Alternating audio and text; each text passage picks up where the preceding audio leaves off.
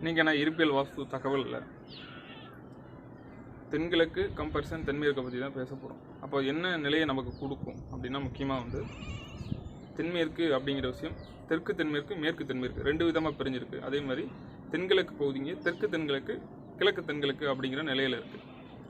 அப்போ நம்ம மனதளவில் ஒரு வலி ஒரு வேதனை அப்படிங்கிற ஒரு ஏற்படுது அப்படிங்கிற ஒரு சிச்சுவேஷன்னா அது தென்மேற்கு கம்பேரிசன் தென்கிழக்கோட வச்சுருக்கு.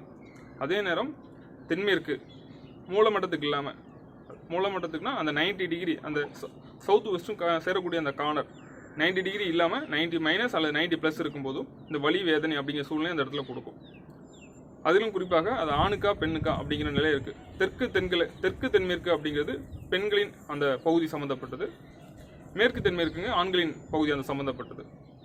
இப்போ தென்கிழக்கை விட தெற்கு தென்மேற்கு பகுதி பள்ளமாக இருக்குது அப்படின்னா அது பெண்கள் ரீதியாக அவங்களுக்கு அந்த இடத்துல பாதிப்பை கொடுக்கும், வலி வேதனையை ஏற்படுத்தும்.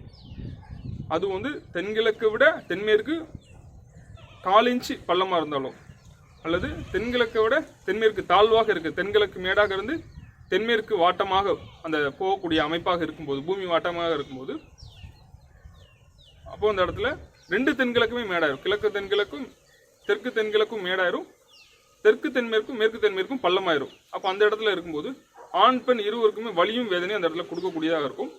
அதற்கு அடுத்ததாக தென்மேற்கு தெற்கு அப்படிங்கிறது நம்முடைய ப்ராப்பர்ட்டி சம்மந்தப்பட்டது. ஒரு ப்ராப்பர்ட்டியில் ஒரு வில்லங்கம் இருக்குது அப்படின்னா அது தெற்கு தென்கிழக்கோட கம்பேரிசனில் ஏதாவது பாதிக்கப்பட்டிருக்கும் போது, பள்ளமாக இருக்கும்போது அல்லது அது மூலமட்டத்துக்கு இல்லாமல் இருக்கும்போது அது ப்ராப்பர்ட்டியில் வில்லங்கத்தை சொல்லும். அதே சமயம் ப்ராப்பர்ட்டியில் போடுற முதலீடு காணாமல் போகுதா இருக்குதா அந்த முதலீடு அப்படிங்கிறத தெற்கு தென்மேற்கு தான் கையில் வச்சிருக்கு. மேற்கு தென்மேற்கு என்பது தொழில் சார்ந்தது. அப்போ தொழிலில் ஒரு வில்லங்கம் இருக்குது, நம்ம ஒரு வேலை பார்க்குறோம்னா அந்த வேலையில் குற்றம் கண்டுபிடிக்கிறாங்க கஸ்டமர் அப்படிங்கும்போது அது மேற்கு தென்மேற்கோட பகுதியாக வச்சிருக்கு, கம்பேரிசன் கிழக்கு தென்கிழக்கு பகுதியை விட. இப்போ இந்த பகுதி ரொம்ப ஸ்ட்ராங்காக இருக்குது, தென்கிழக்கை விட தென்மேற்கு ரொம்ப ஸ்ட்ராங்காக இருக்குது, மேடாக இருக்குது, 90 பெர்ஃபெக்டாக இருக்குது அப்படிங்கும்போது நீங்கள் தான் அந்த தொழிலில் ரொம்ப மோனோபலியாக இருப்பீங்க, ரொம்ப தைரியமான மனநிலையில் இருப்பீங்க. உங்களுக்கு எதிரியே இல்லாத வாழ்க்கை அந்த இடத்துல உருவாகும். எதிரி இருந்து நீங்கள் அந்த ஃபேஸ் பண்ணுற லைஃபுங்கிற இருக்கக்கூடாது.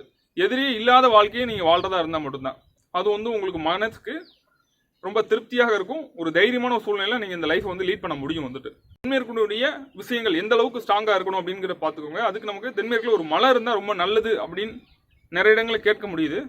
நீங்கள் தென்மேற்கில் ஒரு மலையை வச்சுட்டு உங்கள் வீட்டை ஒட்டி தென்கிழக்கை விட தென்மேற்கு பள்ளமாக இருக்குமோ அது தவறான பாதிப்பு தான் கொடுக்கும். அப்போ நீங்கள் எங்கேயோ இருக்கிற மலையை கவனிக்காதீங்க. உங்கள் கண்ணுக்கு எட்டுற தூரத்தில் ஒரு மலை இருக்குது, ஒரு 1 கிலோமீட்டரில் மலை இருக்குது அப்படின்னு நினச்சி நீங்கள் ஏமாந்துடாதீங்க. வீட்டை ஒட்டி இமீடியட்டாக தென்கிழக்கு தென்மேற்கு கம்பேரிசனில் தென்கிழக்கை விட தென்மேற்கு மேடாக இருக்கா அப்படிங்கிற ரீதியில் பாருங்கள். தென்கிழக்கை விட தென்மேற்கு வெயிட்டாக இருக்கா அப்படிங்கிற ஒரு நிலையை கவனிச்சிங்கன்னா அப்போ அதனுடைய உண்மைத்தன்மை உங்களுக்கு தெரிய வரும். அப்போ இன்னைக்கு இருப்பியல் சார்ந்த அந்த பர்டிகுலராக நமக்கு இந்த வலியும் வேதனையும் கொடுக்குறது தென்மேற்கு பகுதி தான். அந்த தென்மேற்கு பகுதியை நீங்கள் தென்கிழக்கோட கம்பேரிசன் பண்ணி அதை நீங்கள் கரெக்ட் பண்ணிங்கன்னா அந்த இடத்துல பெஸ்ட் ரிசல்ட் கிடைக்கும் நண்பர்களே.